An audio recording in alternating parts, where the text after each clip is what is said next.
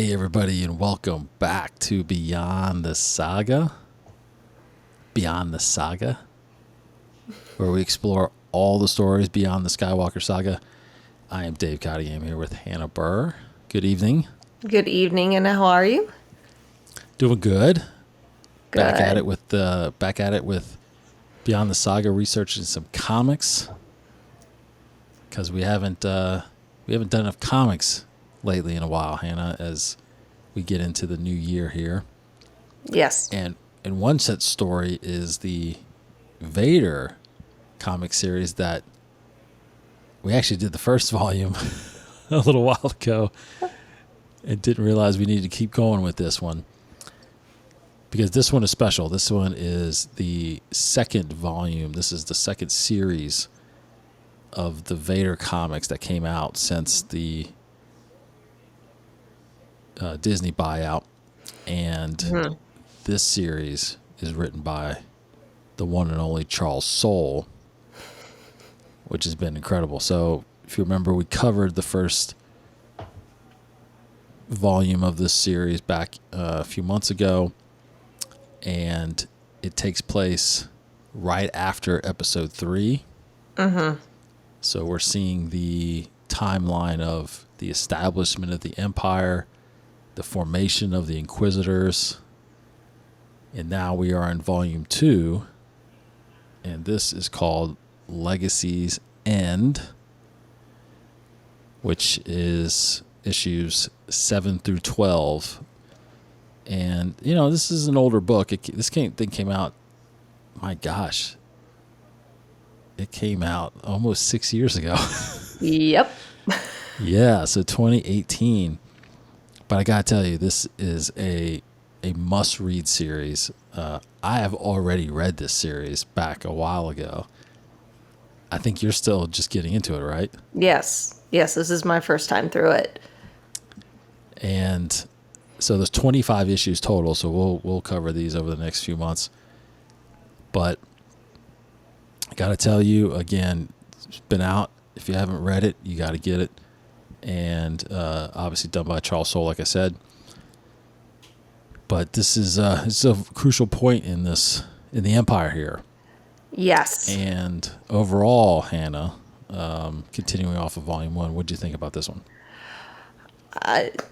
I think you hit the nail on the head by saying that this is something that if you love action, if you love twists and turns, this is just such a fun series, and this Volume 2 was a very impactful tale, and it's crucial to the timeline. I can't say why, because that is a spoiler. But we can say that the first bit of this is about the hunt for Jocasta Nu, who, if you're not familiar, she's essentially the head librarian at the Jedi Temple. And then the other part of all of this is there's apparently an assassination attempt on Vader. So who's behind it? Dun, dun, Right. dun. So it's a lot of action. It's a lot of tension. It's a lot of twists and turns. But it brings us to a very crucial story moment in the Skywalker Saga, especially when you talk about the Skywalker Saga movies. And you talk about the books, and you talk about all of that. It is so crucial. And we learn how the Jedi knowledge, or at least as much Jedi knowledge as possible, was preserved. And that is so important. I think, I thought it was a fun read. I thoroughly enjoyed it, loved it, couldn't wait to talk about it tonight. What do you think? Yeah, I think, look, Jocasta Nu, you know, we only saw a glimpse of her in episode 2. We never really got to know her as a big-time Jedi Master. In fact, it's even hinted in this book that why are we even wasting our time with her? You know, she was a librarian. But someone that has all of that knowledge. I mean, every piece of knowledge of the galaxy, basically, and knows everything about the Jedi Order. I mean, could arguably be the most valuable Jedi in the Order. Absolutely. And obviously Palpatine knows this. Yeah, obviously Palpatine knows this. So there was definitely a hunt for her and a need to go after her. So, I thought it was really neat. I remember this from the beginning, a while ago when I read this, but Vader pulls up this list of names that's possibly out there. I don't know if you picked up on any of those names. Oh, I picked up on quite a handful of those. I was like, Okay. Dang, the continuity with all of this is really impressive. It really is impressive, yeah. So I think I think this was very important to tell because that is she actually says it in this book, which is pretty crucial, which made me then think about kind of what's coming in Star Wars, in these different eras. But she says, things like this have to be preserved because it's going to take generations for us to defeat the Sith. And I thought that I didn't realize that when I read that a few years ago, but reading that now in the context that we're in now with the end of the Skywalker saga and what is possibly coming with the Rey movie, because that's not really generations, right? Or Right. well, I guess if you believe the Sith were fully destroyed in the Rise of Skywalker, I mean, it technically didn't take generations then, right? But I think the way she was looking at it, I think that the way she was looking at it was true. I mean, they were wiped out, and to teach and to build this order again, what I think Rey's going to do. I just thought that was an interesting line in there that really kind of foretells a little bit about what's coming, I think, in the new Jedi series, the new Jedi Order.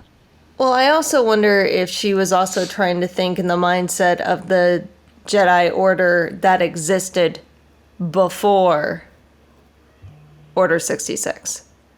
Because Sure, if you yeah. that that type of Jedi Order, No, yeah, yes, totally. that will take generations to reestablish. And you have all of that knowledge you need to consume, and you need to set everything up, and politics are involved. And yes, that's going to take generations. So I think, I wonder if we have to consider that as well, her point of view of what the Jedi Order is. Now, if she was talking about, in general, for the Jedi to just destroy the Sith, I don't think the Sith are completely destroyed, in my opinion, because the Force is a yin-yang.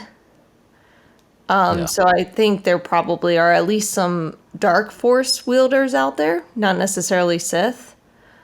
But even with her saying that, I think it's a different point of view, so it still makes sense. But even so, even if the Sith are wiped out, the Jedi still have not come back to glory, if that makes sense. That's still going to take a while. Yeah, it definitely is. But yeah, I think she was inquiring that the order, the order was so blind by what had happened. Yeah.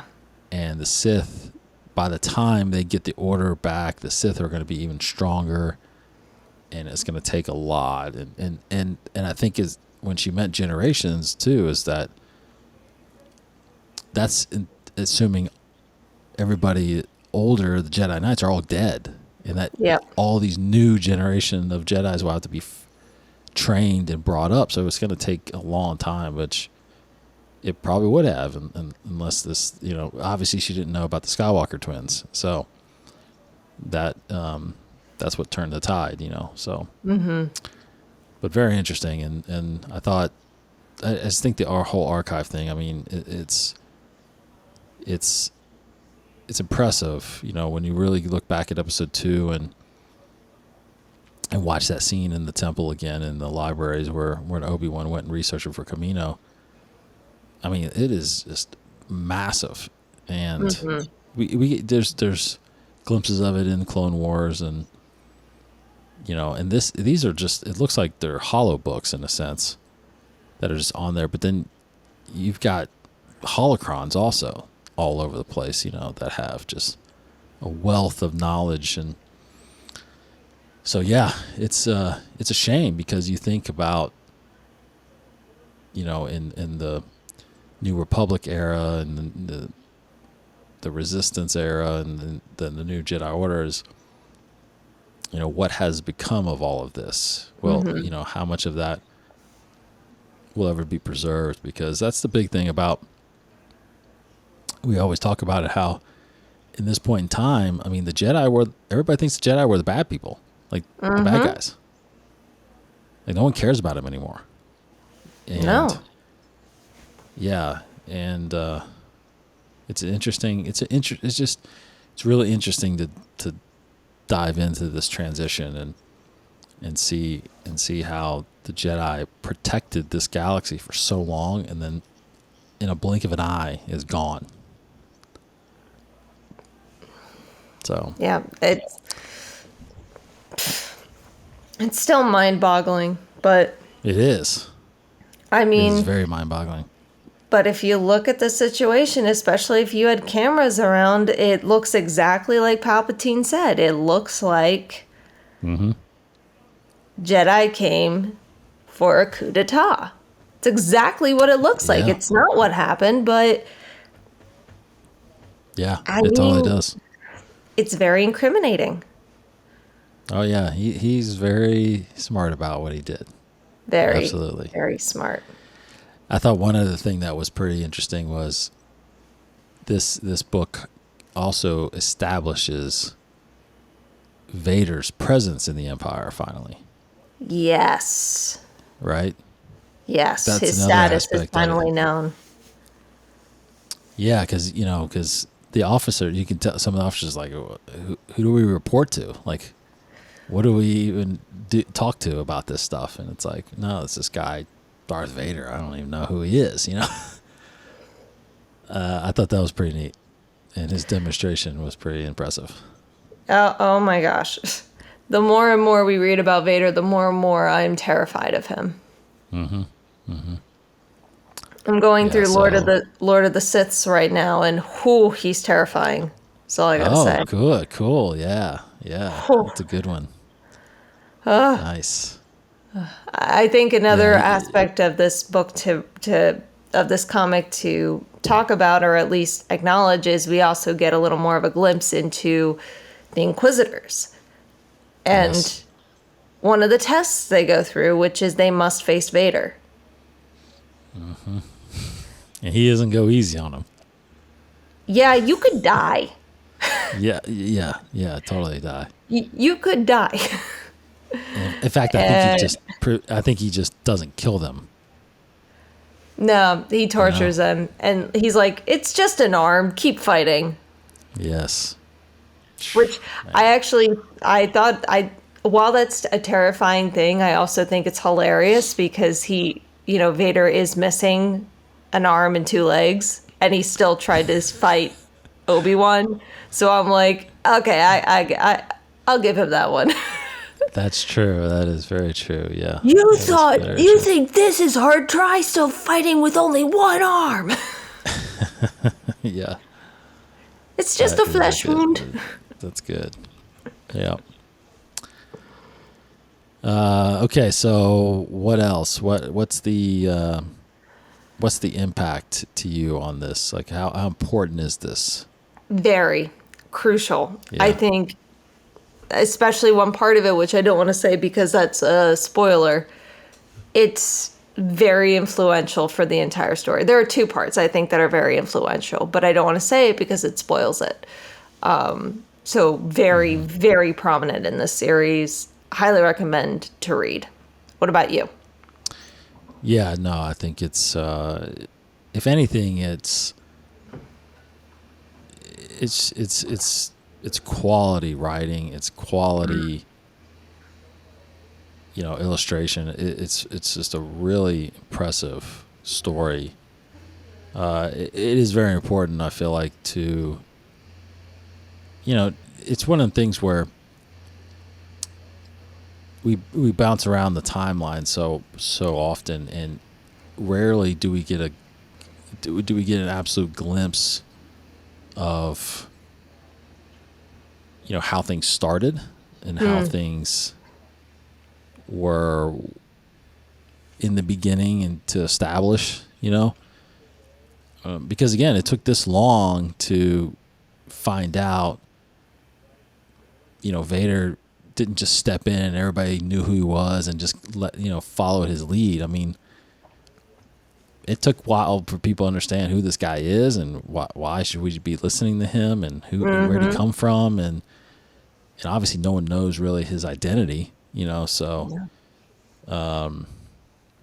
it's interesting to see those things and see how that plays out. And that's why I was always interested until kind of the Aftermath books came out, like what happens after Return of the Jedi, like what happened right after Return of the Jedi, because the war isn't just over, it just doesn't end, just because you won one of those big battles at Endor. I mean, there's still remnants of the Empire all over the place. So the Aftermath series is a really good series just for that aspect, to figure out how it all wraps up and things. So this is that kind of that aspect where it's a big turning point in the timeline of the galaxy. Whole regimen change from the New Republic, or from the Republic to the Empire. New leader. I mean, well, kind of the same leader, but he's a Sith leader in a sense now. But, yeah. But anyway, this is a 4.5 out of 5 for me. I agree. 4.5, definitely. Okay. Yes. Completely agree. Yes. Okay. What else? Anything else on this? I just read it. Read it. Yeah. Yeah. Go get this thing. If you can't get this issue, there are, even bigger omnibuses that have this whole series in it now. I think at this point it's got all 25 issues of Charles Soule's book here, Volume 2 of Darth Vader. But either way, we'll be back to finish up this series as we go on this year in 2024. Hope everybody looks forward to that. So we will be, we're covering the Star Wars series as well right now, and we've got some books that we're covering right now. Like Hannah just said, she's reading Lords of the Sith, which I did a while ago. When that book came out too, I have to refresh my memory on that one too. But that's a really good one because that takes place on Ryloth, I think, right? Yep. Yes. Yeah. So I did like that book. So we'll talk about that. And of course, we got some High Republic stuff we gotta do and things like that. And I know everybody's probably way ahead of us on that, but hey, it's worth talking about. About. Okay. Thanks, Hannah. I appreciate it. Thanks, Dave. Appreciate it as well. Yeah, as always, go to our YouTube channels where you find this show. And if you're interested in Patreon, which we really, really appreciate our patrons, go to patreon.com/Inside the Force. You want to check out the tiers there. Got some content on there that we're going to be doing a lot more on in the new year. So new year, new us. Let's do this. Yes, let's. Thanks, everybody. We'll see you next time. Take care. May the Force be with you.